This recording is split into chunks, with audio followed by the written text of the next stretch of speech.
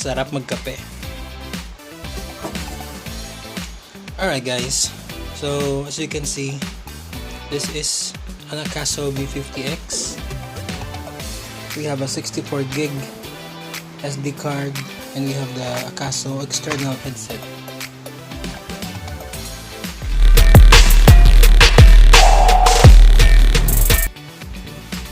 First of all, I would like to thank Disturbing the Peace.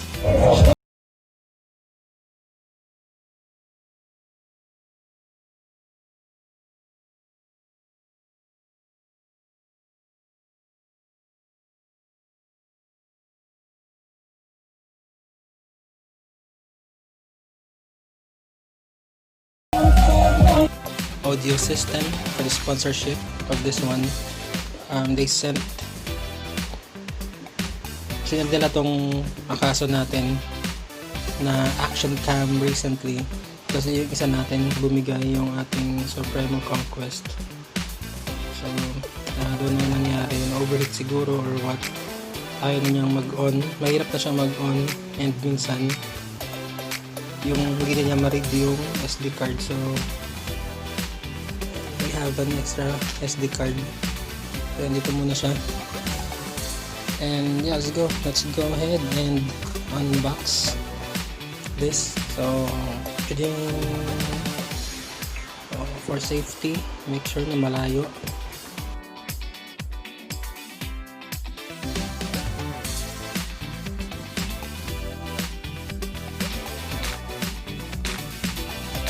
Do this.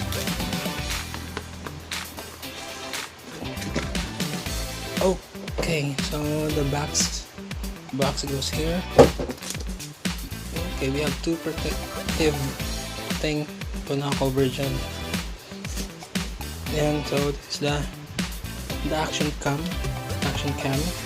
Oh, nice.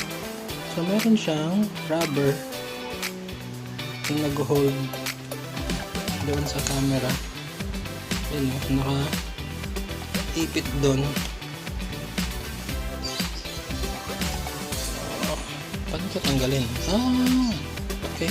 Sa side. Sa side yung pagtanggal. Ayan, side. Alright. What comes out first is the remote control. Next, charger.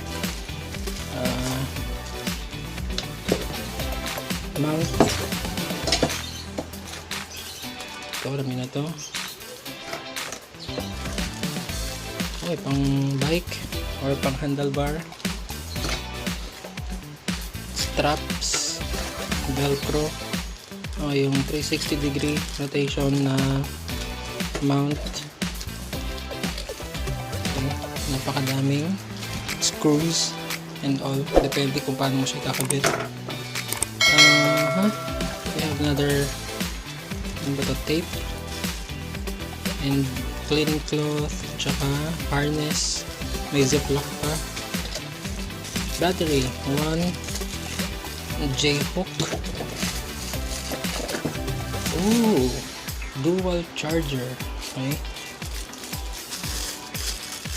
desktop charger, dalawa pwede, and another strap here. Okay, guide, quick start guide. We all know we don't read the quick start guide. So battery, dalawa, and bakit kaya dalawa yung another back protector. So that's it inside the box. Tanggalin natin itong tigas. Paano ko ito tatanggalin? Push. Alright. Okay, so box. So that's all the accessories that is included here sa packaging. So yan siya. Siyempre hindi ito kasali, sa'yo lang. This is a separate one. So let's put it back here, except one battery siguro, dalawa. We shall know the purpose ng mga yan. Okay, so everything goes out of the way. Go back here. We got 2 batteries, remote, back protector, and the external mic. Okay, so let's remove the protective bit. Oh, yun na siya. Okay, yun lang. Wala siyang lock dito, unlike dun sa Supremo natin may lock. So ito pull lang, ganyan. Tanggal. Okay, there we go.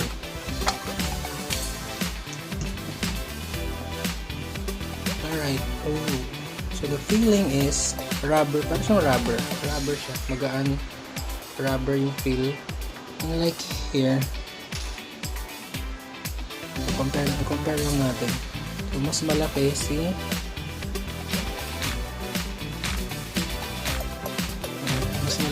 Supremo Conquest.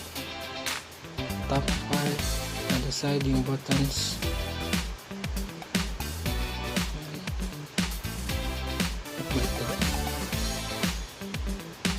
There you go. So, mas maliit to. Mas maliit si Supremo Conquest.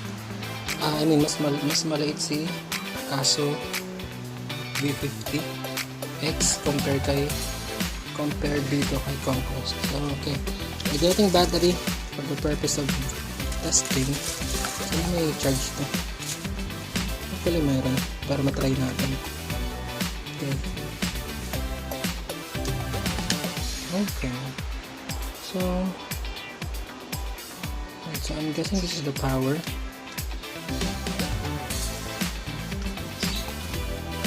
Ang problema pag hindi ka nagbabasa ng manual, di mo lang kung alin. Ayan. Wow, may sound pa. No SD cards. Ay, ulit. Oh, hinig nyo ba yan? So this is, guys, the power here, not this one. Kasi nga meron siyang red doon. So yung isipin mo, siya talaga yung power. Pero ito pala yung power niya. Turn this on.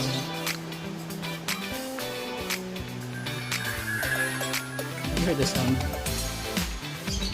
Alright, nakalagay yung SD card. So touchscreen siya. Right now naka 40 PS siya. Play around with the resolution, and meron 2.7. Uy, may 2K 60 FPS, 2K 30 FPS, up to 720 RPM, 720p 30 FPS. Photo resolution to only 12:8 hanggang 3 back X. So responsive naman yung kanyang touchscreen. So first thing na lalabas pagka tinouch mo yung itong settings na ito, resolution, image, stabilization, gyro. So most likely we'll be working on naka-on siya, pati yung gyro kasi gamitin siya sa moto vlog natin, so nakakita siya sa helmet. So timer, di ba para saan siya, go back, time lapse, photo pa rin. So dito tayo sa resolution. Ako gumagamit lang ako lagi ng 1080p 60 fps pag nag-ride or pag nag-capture ng video. So yan, yun, mostly yun lang siya. Ano kaya ito? Okay, so this thing will be turned on pag naka-gyro on ka, or image stabilization. Ayun.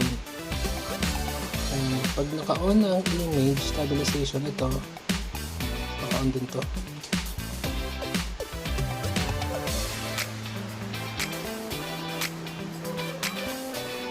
Very konti lang yung delay, no? Papansin nyo, konti lang delay.